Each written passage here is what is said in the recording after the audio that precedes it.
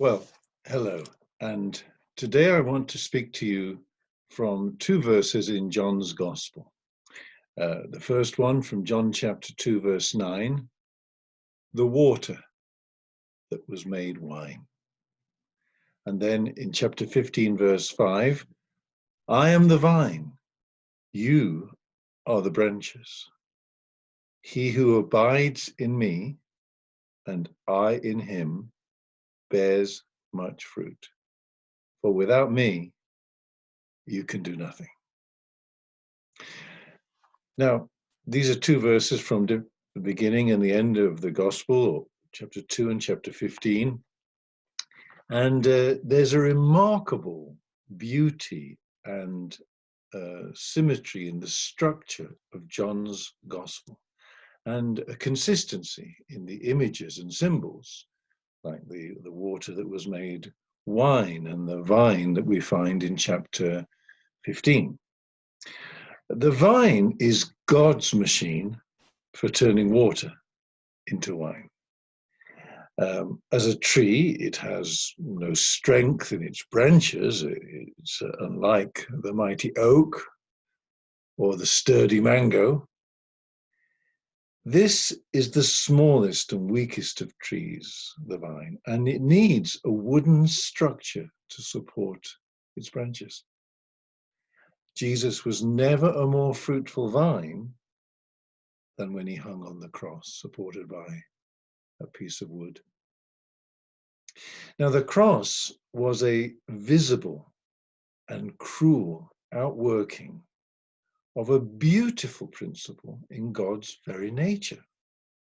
To speak of a crucified life may sound horrific to many people, but it is nevertheless the best way of describing life in the Spirit.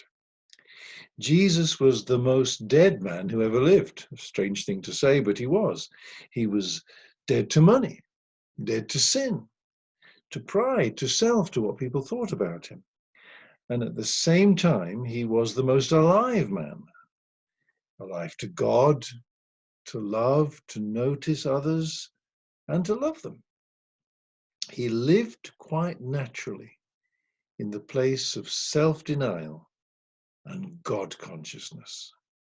It is precisely this living consciousness of God that distinguished him from merely religious people who had outward forms of knowing God, but had no conscious, experimental knowledge of him and his presence. Abiding in Christ cannot be a merely doctrinal or intellectual position. It just becomes a mental posture and a mental exercise. Abiding in Christ is the surrender of the heart to the living presence of Jesus Christ. He permeates our being as we continually yield, drowning out the pitiful moans of an unloving, selfish personality and infusing us with himself.